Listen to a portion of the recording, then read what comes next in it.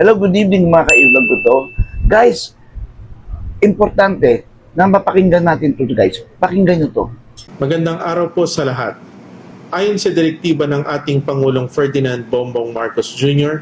at sa naging pag-uusap namin ni Secretary Giovanni Lopez, nais kong linawin ang ilang katanungan tungkol sa paggamit ng e-bikes o e-trikes at iba pang LEVs sa ating mga kalsada.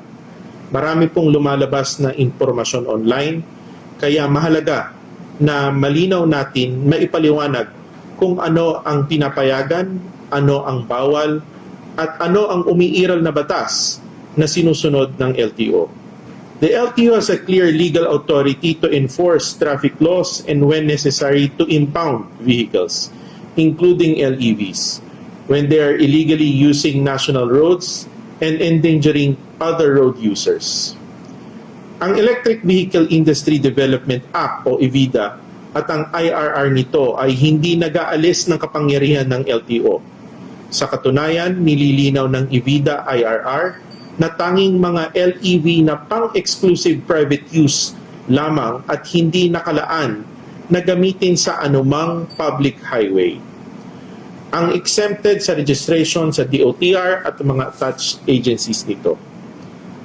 May maling akala po na dahil may mga LEV na exempt na sa registration, wala nang kapangyarihan ng LTO na umaksyon. Mali po iyon. Kapag ang isang LEV, e-bike o e-trike ay pumasok sa national highway kung saan sila bawal at lumalabag sa traffic regulation, may kapangyarihan ng LTO na mag-apprehend at when warranted, impound the unit. Ito ang bahagi ng aming mandato na pangalagaan ang kaligtasan sa kalsada. Hindi rin po ito bagong batas. Matagal nang bawal ang e-bikes o e-trikes at iba pang LEV sa national road at highways.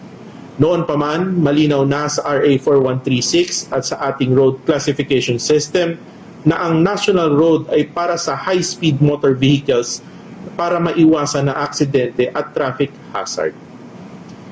Dagdag pa rito, pinagtibay na rin ng Korte Suprema ang Joint Administrative Order 2014-01 na nagsasaad ng legal na kapangyarihan ng LTO pagdating sa pagpapatupad ng mga multa at ng impoundment.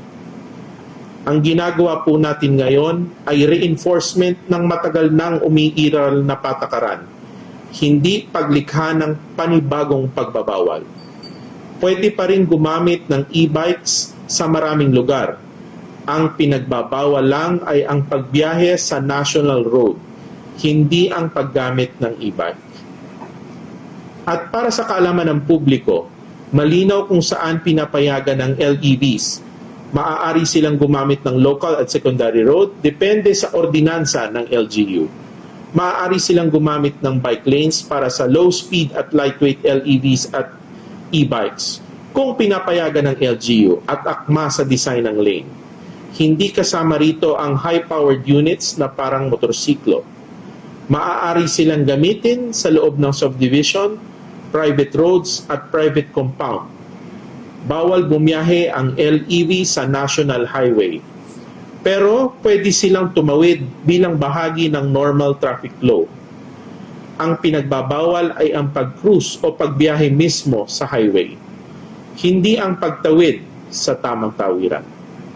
Ngayon, doon sa may mabigat na punto, kung dumating ang panahon na may mangyaring aksidente, may masagasaan, may mamatay, o may seryosong sakuna na kinakasungkutan ng isang LEV na walang plaka, walang rehistro, at walang malinaw na pagkakakilanlan, mahihirapan tayong matunton kung sino ang may-ari o responsable.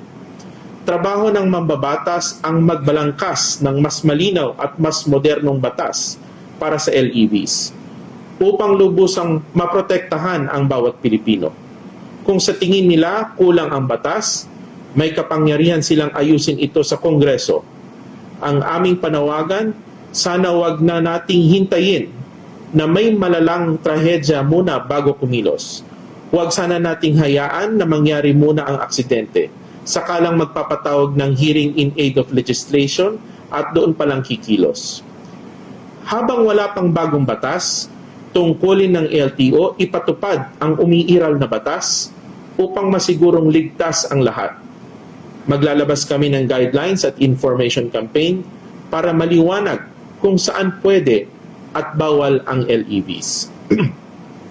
At bilang tugon sa mga hinaing ng publiko, nais ko pong linawin, narinig ng ating Pangulong Bongbong Marcos at ni Secretary Giovanni Lopez ang inyong concern. Kaya pansamantalang walang impounding operation habang nagpapatupad muna kami ng malawakang information drive upang bigyan ng sapat na panahon ang lahat na maunawaan at makasunod sa umiiral na regulasyon. Simula December 1, 2025, magiging visible ang ating LTO enforcers and personnel sa mga kalsada para isulong ang information drive at ipaliwanag sa publiko ang tamang paggamit ng LEVs. Pagdating sa January 2, 2026, magsisimula na ang strict enforcement at wala ng extension. Kasama rito ang apprehension para sa mga lalabag sa pagbabawal sa National Highway. Sa huli, iisa lang ang layunin ng LTO, hindi upang pahirapan ang publiko, kundi upang matiyak na ang ating mga kalsada ay ligtas, maayos at may malinaw na pananagutan ng bawat gumagamit nito. Kasama na ang mga gumagamit ng e-bikes, e-trikes at iba pang LEVs. Maraming salamat po at ingat po tayo sa biyahe.